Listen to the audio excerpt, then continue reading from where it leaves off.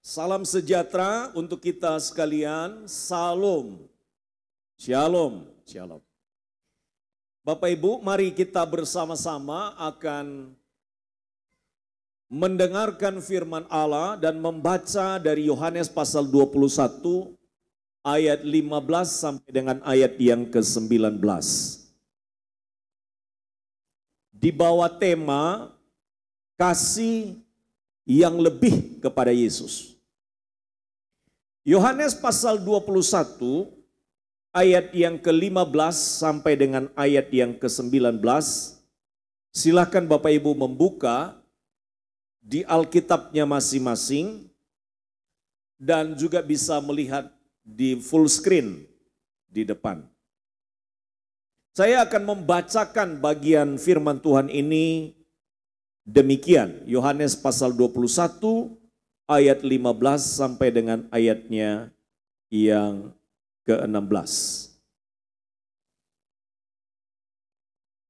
Sesudah sarapan, Yesus berkata kepada Simon Petrus, "Simon, anak Yohanes, apakah engkau mengasihi aku lebih daripada mereka ini?" Jawab Petrus kepadanya, "Benar Tuhan, engkau tahu bahwa aku mengasihi engkau."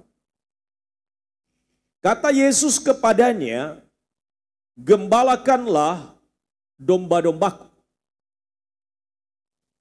Kata Yesus pula kepadanya untuk kedua kalinya, "Simon, anak Yohanes, apakah engkau mengasihi aku?" Jawab Petrus kepadanya, "Benar Tuhan, engkau tahu bahwa aku mengasihi engkau." Kata Yesus kepadanya, "Gembalakanlah domba-dombaku." Kata Yesus kepadanya untuk ketiga kalinya, "Simon, anak Yohanes, apakah engkau mengasihi aku?" Maka sedih hati Petrus karena Yesus berkata untuk ketiga kalinya, "Apakah engkau mengasihi aku?"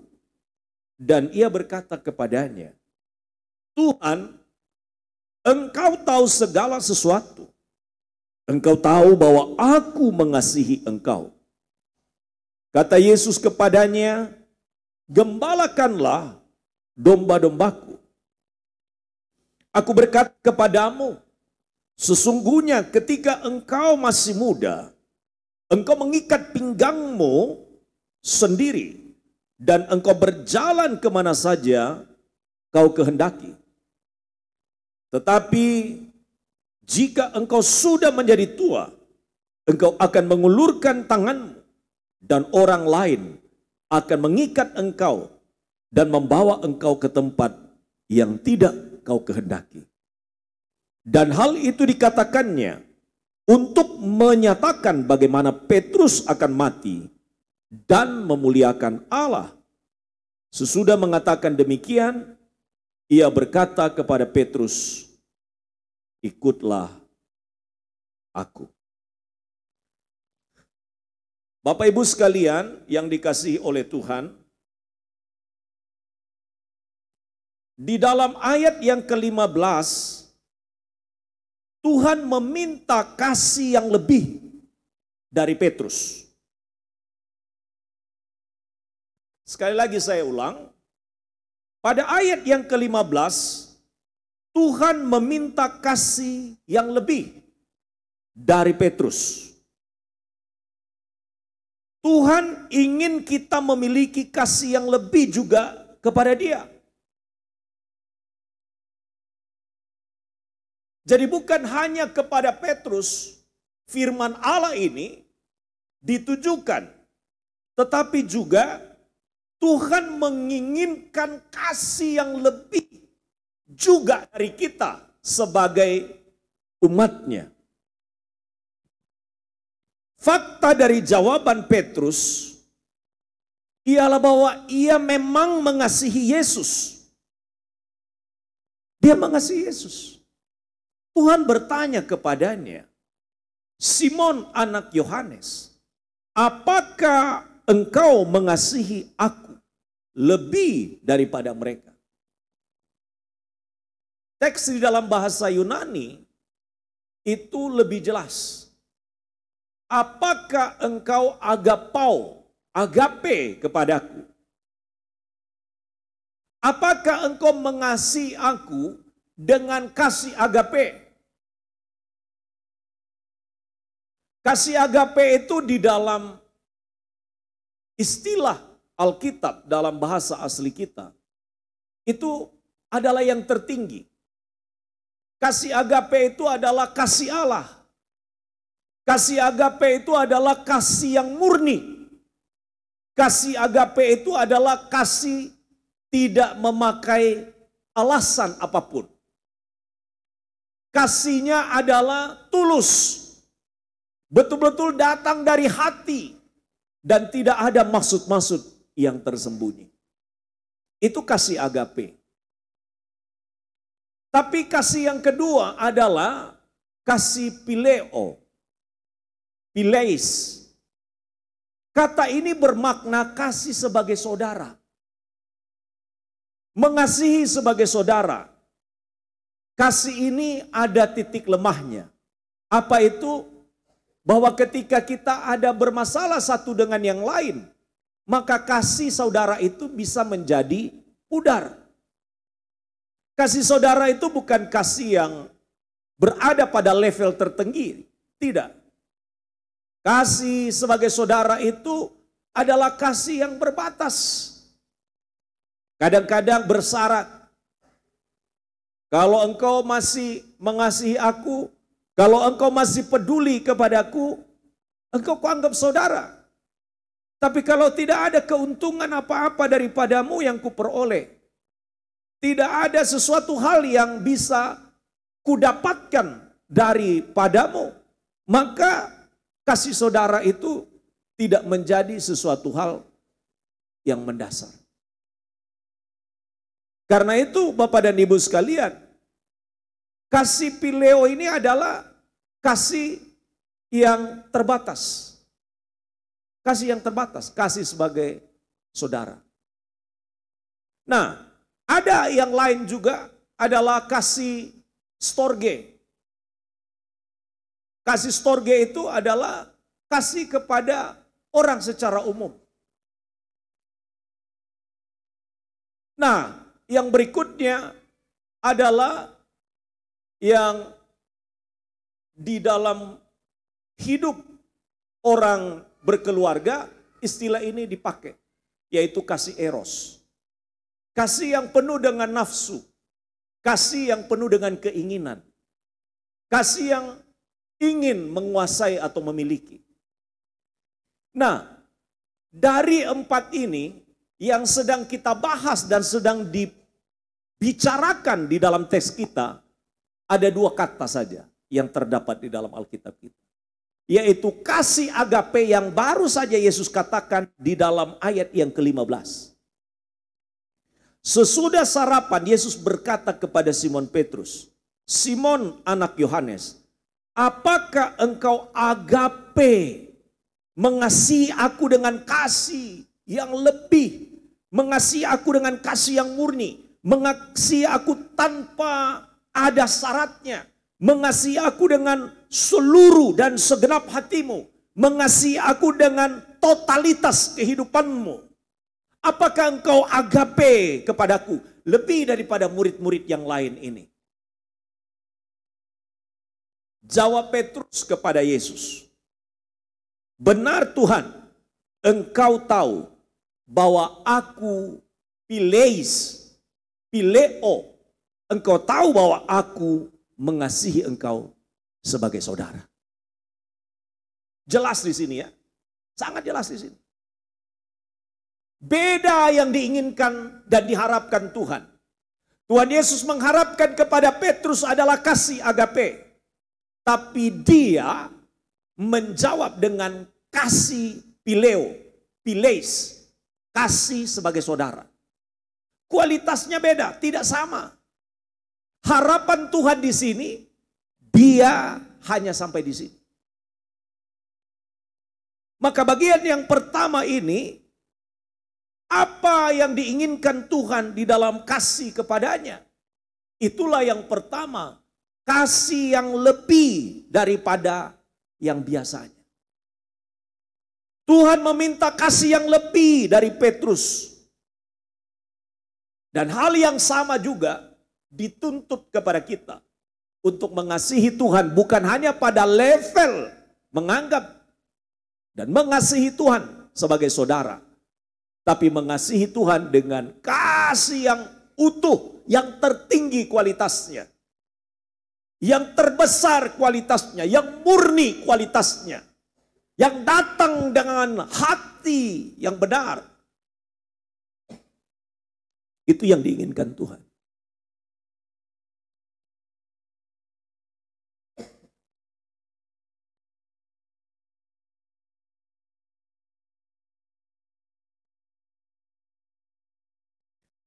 Apa ukurannya sekarang? Apa ukuran mengasihi?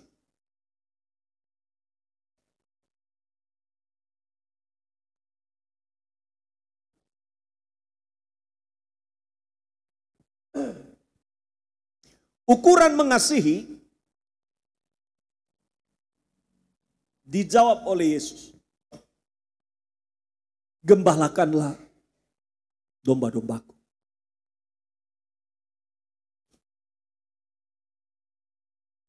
Jadi ukuran kita mengasihi Allah adalah dengan mengasihi jiwa-jiwa. Dalam khotbah saya pada hari Jumat, saya menyampaikan bahwa murid-murid dalam perjumpaan untuk ketiga kalinya dengan Yesus, mereka yang dipanggil pada awalnya menjadi penjala manusia, bukan penjala ikan, justru mereka kembali lagi menjadi penjala ikan. Dengan kata lain apa? Mereka melupakan panggilannya. Mereka melupakan tanggung jawabnya.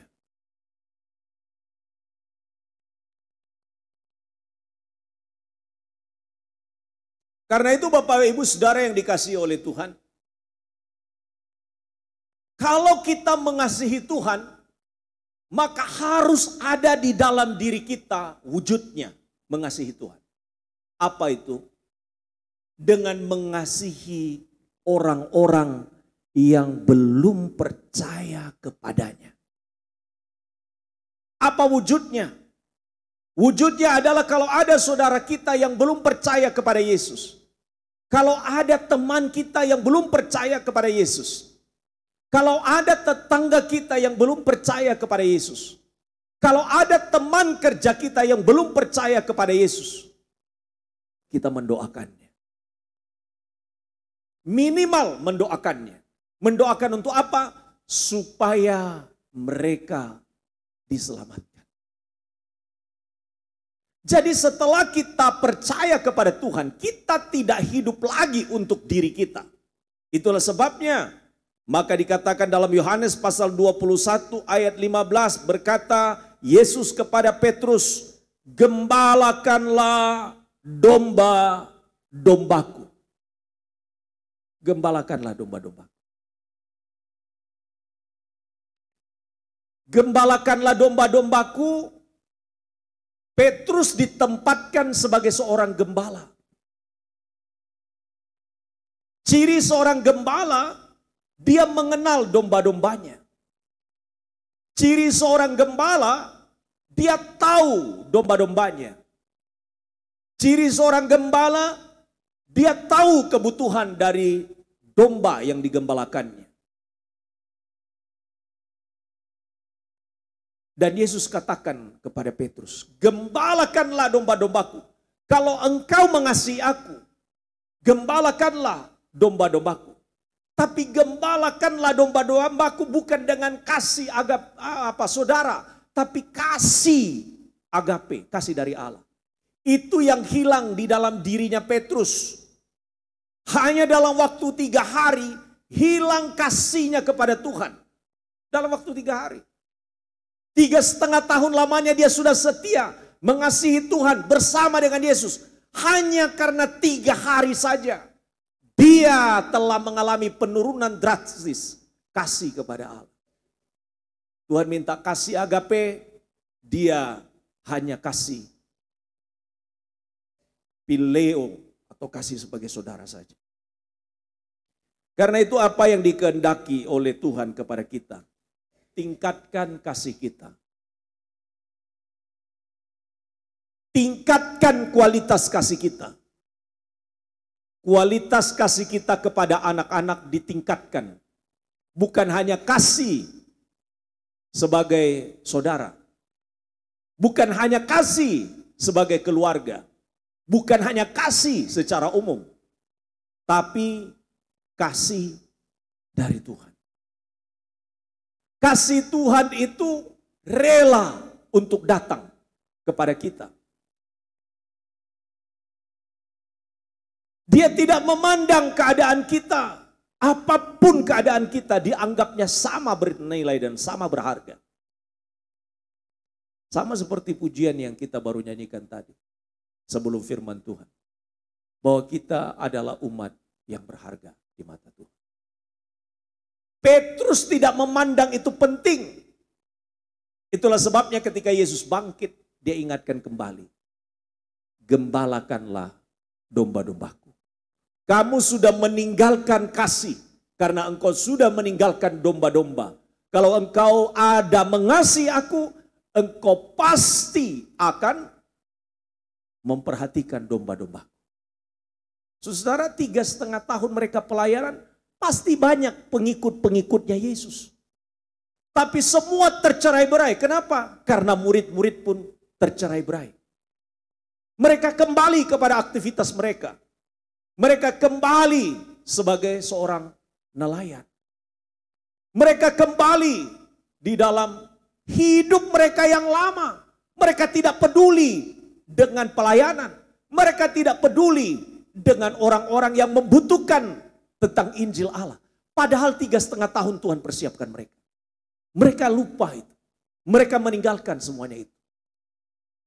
Maka setelah Yesus melayani mereka, dalam khotbah saya pada hari Jumat, saya sampaikan bahwa Yesus ketika mereka gagal menangkap ikan, Yesus sudah mempersiapkan roti dan ikan di pantai kepada mereka. Melayani dan memberi makan mereka. Dan pada waktu itu mereka baru sadar itu adalah Tuhan. Bapak Ibu, Yesus begitu sabar. Yesus begitu sabar terhadap murid-muridnya. Sekalipun satu yang mewakili dari semua, yang dianggap adalah komandan atau ketua dari 12 murid. Tapi ternyata kalau Petrus saja kasihnya seperti itu, tentu yang lain juga sama. Maka Bapak dan Ibu sekalian, mari kita diingatkan kembali kepada kasih kita kepada Tuhan. Kalau kita mengasihi Tuhan, kita serius dengan Tuhan. Kalau kita mengasihi Tuhan, pasti kita akan ada tanda-tandanya. Mesti ada tanda-tandanya. Apa tanda-tandanya? Tanda-tanda mengasihi Allah. Pertama kali, kita tidak lagi memikirkan diri kita, tapi memikirkan keselamatan orang lain. Kita tidak merasa bahwa hidup saya jalani sekarang yang penting saya sudah selamatkan. Tidak. Tapi yang ada di pikiran kita, yopo, supaya orang lain juga boleh menikmati kasih Yesus. Boleh berada di dalam kasih Yesus. Boleh ikut Yesus. Boleh diselamatkan di dalam Yesus. Kalau itu sudah mati di dalam pikiran kita, mati di dalam hati kita, sesungguhnya kasih kita sedang kehilangan kualitasnya.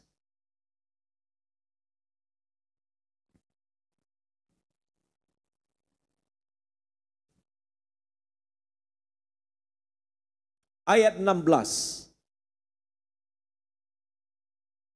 Di dalam ayat 16, Yesus dalam ayat ini tidak lagi bertanya, apakah Petrus mengasihi Yesus melebihi murid-murid yang lain. Yesus juga tidak memakai kata agape lagi di bagian yang kedua ini.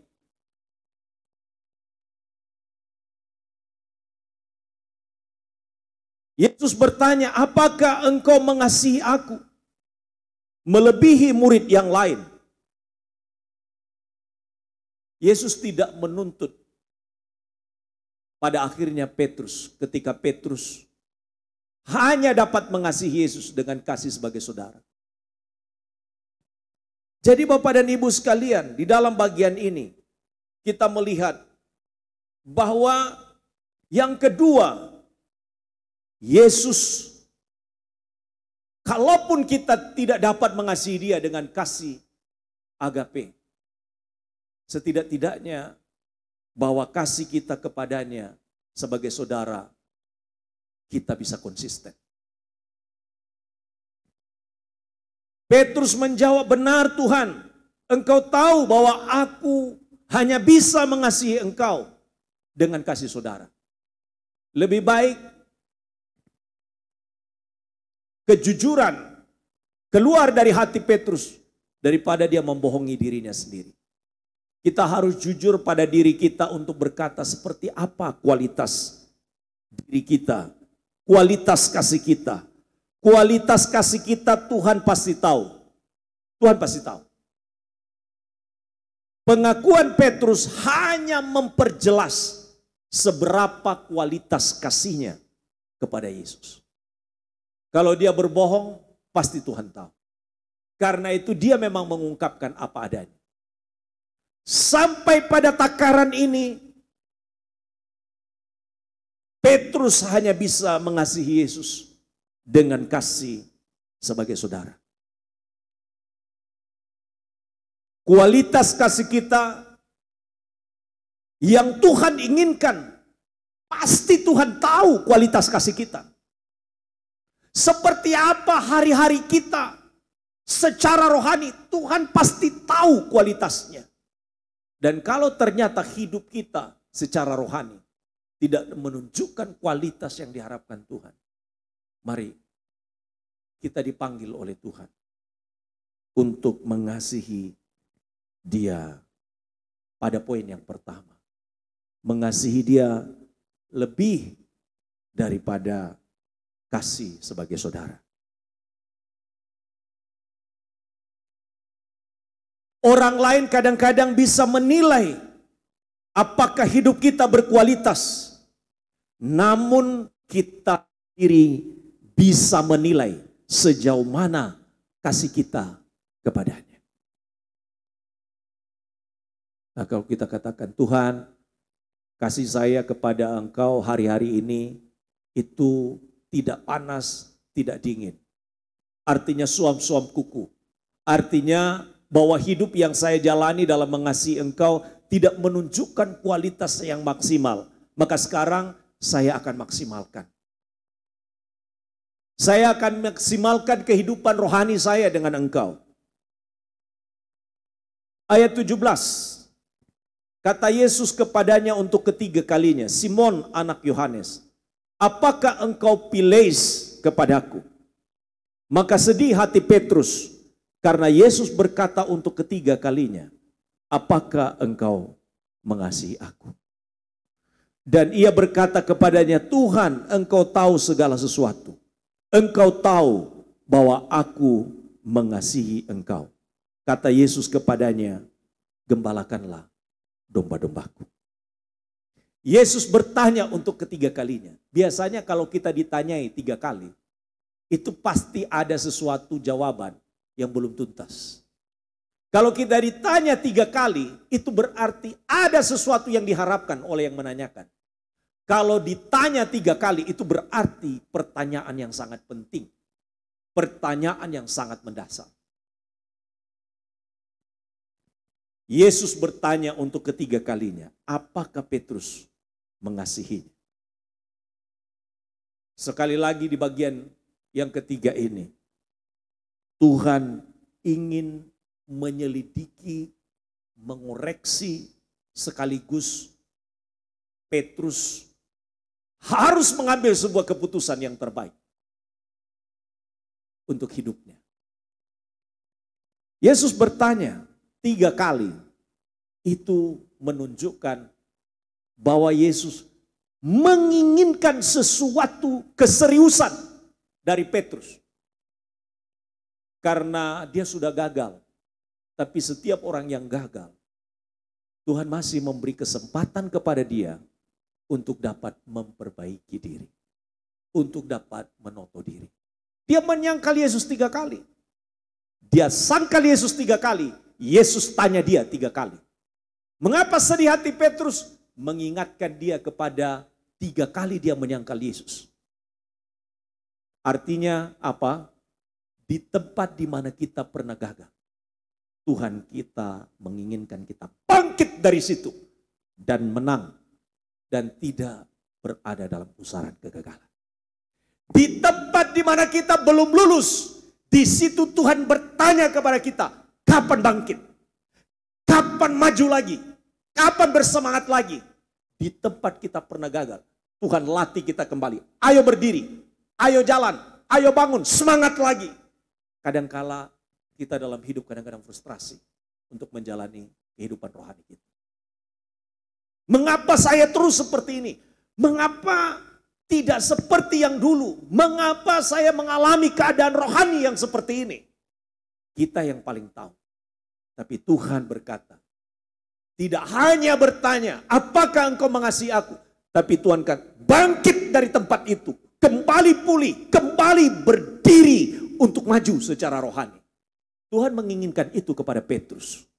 Dan pertemuan ini adalah pertemuan evaluasi. Dan ketika Tuhan mengevaluasi dengan 3 pertanyaan. Tuhan itu tidak mencari jumlah.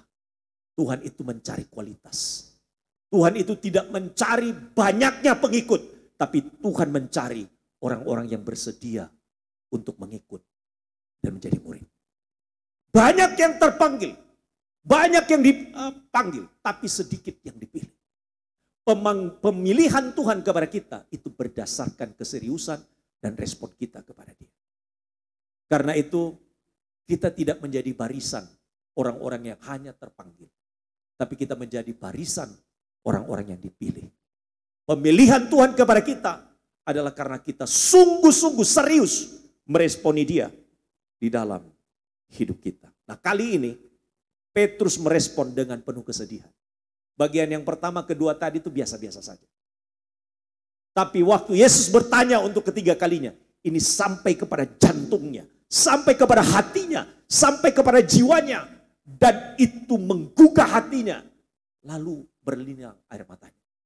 Maka sedih hati Petrus. Saya tanya Bapak Ibu, kalau Bapak Ibu ada di posisi Petrus ditanya 3 kali, kira-kira bagaimana perasaan kita? Tuhan ini kok nggak yakin ya jawaban saya. Tuhan ini kok nggak percaya, ini saya sudah jujur ini, sudah ngomong apa adanya. Tapi masih ditanya lagi. Sedih hati kita kalau ditanya berkali-kali. Maka Petrus menjawab, Tuhan, Engkau tahu segala sesuatu. Engkau tahu bahwa aku mengasihi Engkau. Kata Yesus kepadanya, gembalakanlah domba-dombaku. Selalu dibawa ke sana. Artinya begini, Petrus, sehebat-hebatnya engkau mengasihi aku. Sehebat-hebatnya kamu mengasihi aku. Tapi kasihmu kepadaku harus ditunjukkan dengan mengasihi orang-orang yang sudah aku layani selama ini. Kalian biarkan mereka. Kalian tinggalkan mereka. Kalian lupakan mereka. Kalian tidak peduli dengan mereka. Kalian kembali kepada kehidupan yang lama sebagai seorang nelayan. Tapi tidak berkonsentrasi kepada panggilanmu sebagai pelayanku. Ayo kembali lagi. Gembalakanlah domba-domba. Ndang mulio. Ayo kembali lagi. Yesus itu selalu mencari kita. Ayo kembali. Ayo kembali. Datang kembali. Datang kembali. 3 kali pertanyaan Yesus menunjukkan keseriusannya tentang mengasihi. Mengasihinya harus datang dari hati. Hati yang sungguh-sungguh. Hati yang murni mengasihi Dia. Jadi kasih yang lebih yang dituntut oleh Yesus adalah kasih yang sungguh-sungguh datang dari hati kita. Ayat 18. Aku berkata kepadamu, sesungguhnya ketika engkau masih muda, engkau mengikat pinggangmu sendiri, dan engkau berjalan kemana saja kau kehendaki. Tetapi jika engkau sudah menjadi tua, engkau akan mengulurkan tanganmu, dan orang lain akan mengikat engkau, dan membawa engkau ke tempat yang tidak kau kehendaki. Dan hal ini dikatakannya untuk menyatakan bagaimana Petrus akan mati dan memuliakan Allah. Sesudah mengatakan demikian, ia berkata kepada Petrus, ikutlah aku. Bapak Ibu, meskipun kita mengasihi Tuhan dengan kasih, pada akhirnya saya yakin komitmen dari Petrus adalah mengasihi Yesus dengan kasih agape. Dia mulai disadarkan. Tapi hal itu akan berproses. Tuhan akan cek dan lihat sejauh mana komitmen dari Petrus mengasihi dia. Bapak dan Ibu, di poin ini, di ayat ini, di dua ayat ini, saya mau sampaikan satu hal. Meskipun kita mengasihi Yesus, itu tidak berarti bahwa kita tidak mengalami persoalan.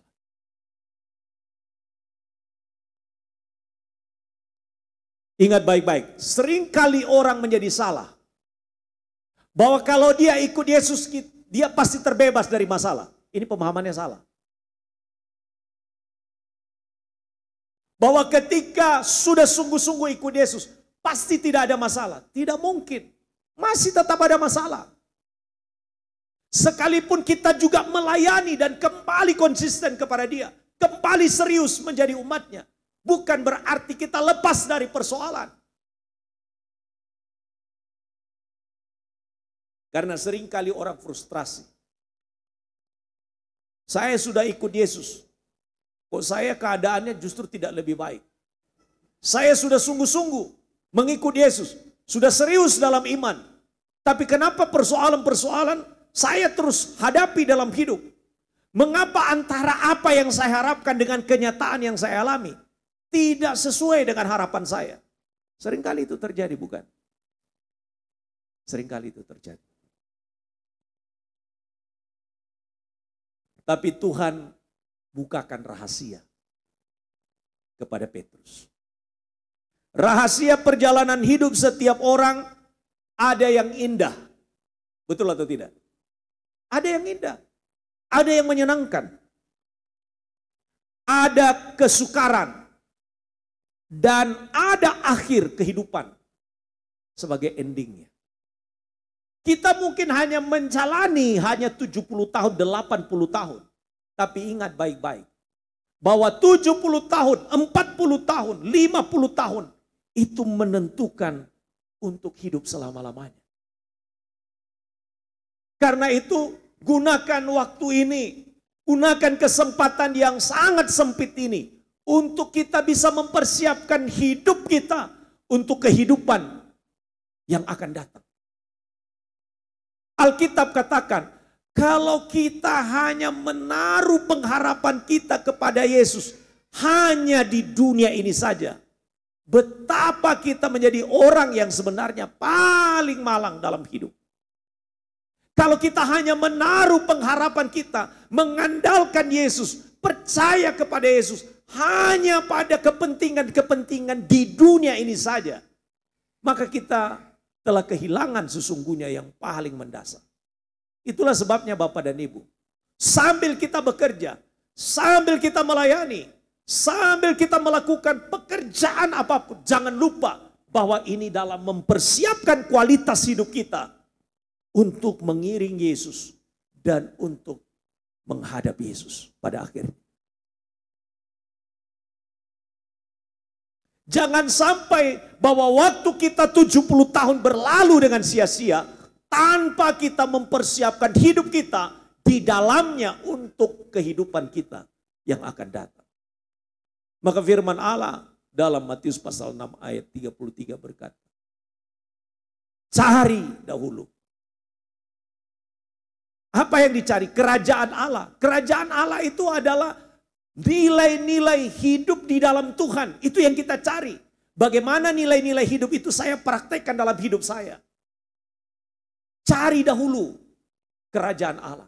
Cari dahulu Tuhan dan kebenarannya. Pengajaran-pengajarannya. Maka yang lain itu akan ditambahkan kepada kita. Amin. Coba peristiwa waktu mereka tangkap ikan. Tanpa Yesus. Mereka berangkat. Tidak dapat apa-apa. Tapi hanya kira-kira 100 meter saja. Dari pantai. Tuhan katakan, tebarkan jalamu di sebelah kanan. Maka mereka menebarkan jala di sebelah kanan. Sebenarnya bukan masalah kanan dan kiri. Saya sudah jelaskan pada hari Jumat. Tapi persoalannya ketaatannya kepada Tuhan. Maka ketika mereka menebarkan jala dikatakan mereka mendapat 153 ekor.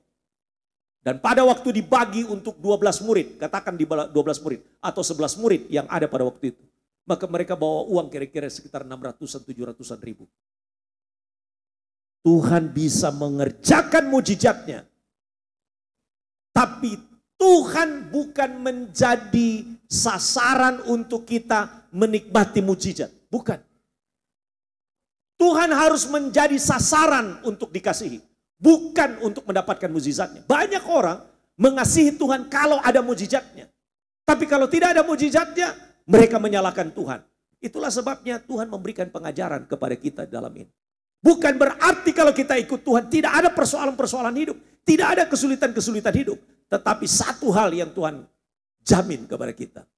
Bahwa Tuhan memampukan kita untuk melewati setiap persoalan. Melewati setiap kesulitan. Melewati setiap pergumulan. Dengan penyertaannya. Amin. Kalau Tuhan beserta, itu adalah hal yang paling membawa sukacita. Kalau tidak ada Tuhan, itu hasilnya kosong. Mereka bawa pulang kosong. Sudah semalam-malaman mereka mencari ikan, tidak dapat. Sudah keluar modal, tidak dapat apa-apa. Tapi ketika mereka kembali dan bertemu dengan Yesus. Bahkan Yesus yang kenal mereka, mereka tidak kenal Yesus. 3 hari loh, masa sudah lupa dengan Yesus. Itu gambaran daripada orang-orang dibutakan kadangkala dengan hal-hal yang bersifat duniawi sampai lupa kepada Allah, sampai menutup matanya dan tidak melihat Tuhan dalam kesulitan-kesulitan. Tapi Yesus datang menyapa mereka. Yesus datang, adakah lauk pauk padamu? Padahal Yesus sudah siapkan itu ikan bakar dan roti kepada mereka. Perhatikan, sebelum mereka mencari apa yang mereka butuhkan, Tuhan sudah menyediakan bagi mereka. Itu loh Tuhan. Menarik sekali. Rahasia perjalanan hidup setiap orang memang ada indah. Ada masa sukar. Tapi ada endingnya. Endingnya itu kalau kita ada di dalam Yesus.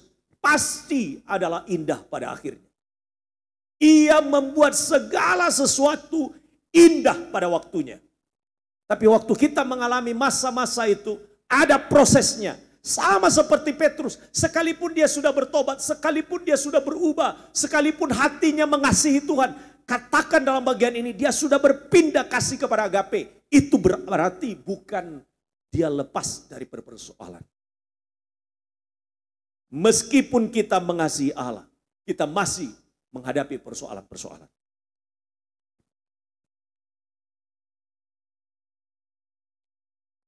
Masih ingat kata-kata saya? Banyak persoalan, silakan dilanjut. Banyak persoalan, banyak berkat. Sedikit persoalan, sedikit berkat.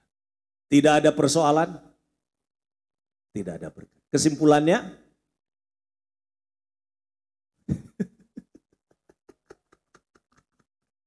makin banyak persoalan, makin banyak berkatnya. Lu tiap hari kita ada bermasalah kan? Menghadapi customer kita. Iya kan? Menghadapi customer kita yang kadang-kadang itu tidak konsisten bayar. Nah misalnya begitu. Tapi kita belajar di sana untuk bersabar. Menghadapi bos kita yang kadang-kadang itu paksa kita. Belajar di sana. Itu persoalan. Jangan bilang tidak ada persoalan. Nah lihat di balik persoalan ketemu bos. Ketemu dengan konsumen. Ketemu dengan orang yang keras kepala, ketemu dengan orang yang kurang sabar, suka marah-marah, tidak dapat mengendalikan diri. Itu latihan setiap hari. Dapat berkat, dapat berkatnya. Berkatnya apa? Sabar. Ada seorang pendeta. Sama istrinya. Sering kali itu istrinya bicara begini. Papa ini sebentar-sebentar kasih pinjam orang. Sebentar-sebentar kasih pinjam orang. Lalu suaminya bilang, tidak bilang apa-apa. Dia hanya dia bilang dalam hati, terima kasih Tuhan. Ada istri segalak ini. Kenapa? Karena Tuhan pakai dia untuk memahat saya. 1 poin. Kalau semua suami seperti ini, bagus atau tidak? Luar biasa. Jadi jangan doakan supaya istri itu berubah jadi lembut. Jangan, biarkan saja seperti itu. Supaya apa? Pahatannya makin cepat prosesnya. Karena maksudnya baik atau tidak? Baik. Jadi pendeta ini satu kali waktu selesai dimarahi sama istrinya karena sesuatu hal. Lalu istrinya bilang begini, Papa ini loh setiap kali itu diingatkan, dinasehati, kok senyum tok. Kok nggak marah, kok balas gitu loh. Dia bilang, Tuhan tempatkan dirimu itu loh untuk memahat saya yang masih banyak kekurangannya ini. Jadi buat apa saya marah? Tuhan tempatkan dirimu itu loh menjadi pasangan saya. Supaya makin indah hidup saya. Wah, itu luar biasa. Kalau begitu aman keluarga ya. Kalau begitu ya. Betul ya? Aman. Jadi bapak-bapak kita kadang-kadang kan diingatkan sama istri itu kelihatannya kadang-kadang tidak mengenakan ya, betul ya. Tapi bilang dalam hati, terima kasih Tuhan. Tuhan kirimkan malaikat yang model begini.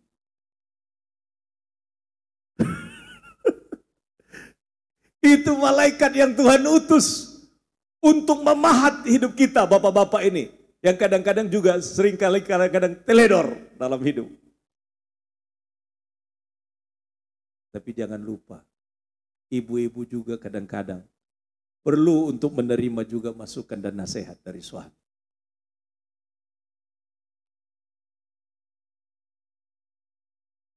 Dan bilang begini, Tuhan terima kasih buat suami yang Tuhan beri kepada saya.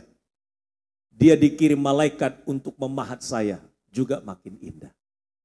Nah kalau begitu aman atau tidak? Aman. Jadi banyak masalah, banyak berkat. Sedikit masalah, sedikit berkat. Kok kayaknya hidup tidak mungkin tidak ada masalah. Petrus memberi kepada kita sebuah gambaran atas hidupnya. Bahwa mengiring Tuhan, meskipun mengasihi Tuhan, meskipun akan berkomitmen kepada Tuhan, tetapi dia masih mengalami persoalan dan masalah hidup. Masalah hidup itu aneka ragam. Diungkap di sini, masa mudanya Petrus itu mungkin bebas, dia bisa kemana saja. Masa muda memang pasti ada kita jalani. Yang muda-muda ini, apa yang muda-muda nggak ada pergumulan? Ada pergumulannya.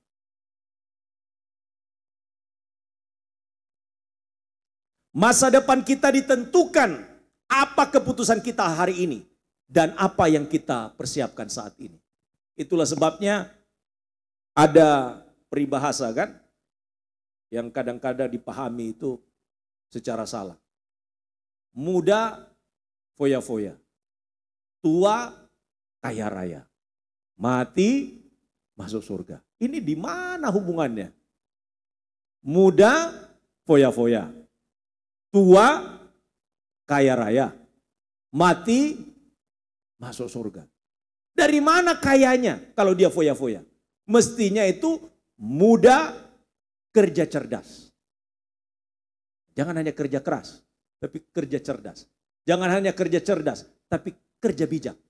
Ini ada orang yang bekerja keras, tapi kurang bekerja cerdas. Ada orang yang bekerja cerdas, tapi ada yang juga diinginkan. Apa itu bekerja bijak? Bekerja bijak itu artinya dia timbang segala sesuatu sebelum dikerjakan. Dia tahu efek dampak sebelum mengerjakan sesuatu, baru dia jalan. Nah, ini orang bijak. Dia menata, dia mempersiapkan, dia memperhitungkan, baru dia jalan. Tapi kalau orang yang hanya bekerja keras, jalan saja, kerja saja, nanti mikir kemudian. Nah itu, setelah rugi di akhir baru. Harus ditata, harus dipertimbangkan dengan baik. Ya. Kerja cerdas, dia mempertimbangkan dengan baik segala sesuatu. Tapi bedanya apa? Kadang-kadang tingkat kecerdasan kita itu terbatas. Maka orang-orang yang bijak biasanya adalah orang-orang yang dekat dan terus mengasihi Tuhan. Tuhan kasih bocoran kepadanya bagaimana menjalani hidup. Masa tua apa tidak ada masalah? Mbah Suwito, Mbah Pitoyo, ini kalau tua apa sudah nggak ada masalah lagi? Ada masalah apa tidak? Ada, mulai sakit penyakit datang, ya kan? Ada masalah. Jadi baik masa muda atau masa tua, selalu kita ada berproses. Muda menggambarkan kekuatan dan kemampuan. Tua menggambarkan kepada kita tentang orang lain lebih berkuasa atas kita. Kita terbatas. Orang lain membuat kita dibatasi. Kita tidak bisa berbuat seperti pada waktu kita masih muda. Makanya, mumpung masih muda, mari kita all out, bersemangat. Kalau ingin melihat masa depan kita cerah, bersemangatlah dalam menjalani hidup. Kalau kita ingin anak-anak kita ke depan, melihat masa depan lebih baik, anak-anak didorong supaya mereka juga mempersiapkan diri dari sekarang. Sehingga mereka tidak lagi bergantung, tapi mereka menjadi anak-anak yang mandiri. Maksud dari semuanya adalah untuk memberitahukan kepada Petrus bahwa melalui hidupnya, melalui proses hidupnya, dalam pergumulan-pergumulan yang ada, dia akan menghadapi nanti proses untuk disalibkan, juga akan melewati proses yang paling menderita. Tapi itu semua adalah untuk dia memuliakan Tuhan. Dan Petrus tidak merasa takut sedikit pun akan hal ini. Ia pasrah dan berserah pada kehendak dan rencana Tuhan pada hidupnya. Bagian yang terakhir saya mau katakan, kalau kita mengasihi Tuhan, kita harus tetap berproses untuk memuliakan Dia. Jangan takut diproses oleh Tuhan.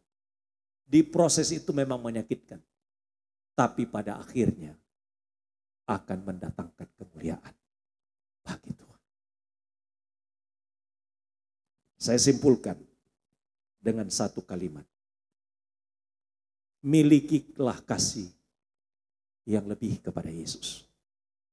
Apapun yang terjadi, apapun kesulitannya, milikilah kasih Yesus. Miliki kasih kepada Yesus. Kasih yang lebih. Kasih yang lebih. Kasih yang lebih. Coba Bapak Ibu, sebagai penutup. Kalau anak-anak Bapak Ibu ini masih kecil, bagaimana kasih Bapak Ibu?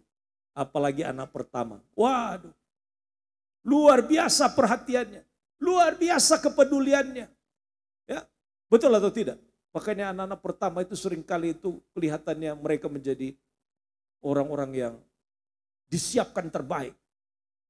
Tapi juga anak-anak yang kedua dan seterusnya harusnya sama mestinya. Jangan dibedakan. Nah, betul ya? Bapak waktu punya anak pertama bagaimana? Bersemangat sekali ya. Menyiapkan apa, pokoknya apa disiapkan. Ibunya juga ngeracik makanan juga. Begitu ya Bu ya? Terus ketika anak kedua, ketiga, keempat sama atau tidak? Harusnya sama. Harusnya sama. Hah? Tapi jujur ya, biasanya anak yang pertama atau kedua atau ketiga. Ya. Nah, kadang-kadang kita lihat kualitas kita mengasihi Allah itu tidak jauh beda dengan gambaran kita mengasihi anak-anak kita. Lihatlah, bagaimana kita mengasihi anak-anak kita. Kita kasih mereka yang terbaik. Nah, kalau kepada Tuhan apalagi, kita juga mestinya beri yang terbaik. Pilihkan baju, pasti kita pilih yang terbaik untuk anak-anak kita. Pilihkan makanan, pasti dicari makanan yang sehat. Karena kita ingin mereka mendapatkan yang terbaik. Kalau sekolah, kita cari sekolah yang baik untuk mereka. Itu. Nah, itulah gambaran yang sebenarnya kita punya potensi untuk kita bisa juga apalagi kepada Tuhan. Jadi, Bapak Ibu, kiranya kita sekalian kasihnya makin bertambah-tambah kepada Yesus. Kiranya kasih kita diwujudkan dengan mengasihi orang-orang yang belum percaya kepada Yesus. Dan kiranya kasih kita juga terus bertambah kepada orang-orang yang menjadi bagian dari keluarga kita. Dan ingat, sekalipun kita mengasihi Tuhan, kita juga masih menghadapi persoalan-persoalan hidup. Tetapi ingatlah, Tuhan membawa kita untuk dapat melewati semua proses itu. Dan pada akhirnya, kita dapat memuliakan Dia. Petrus memuliakan Allah dengan mengasihi Tuhan bukan hanya dengan kata-kata, tapi pada akhirnya dia mati dengan cara disalibkan terbalik. Dia katakan, aku tidak layak disalib seperti Tuhanku.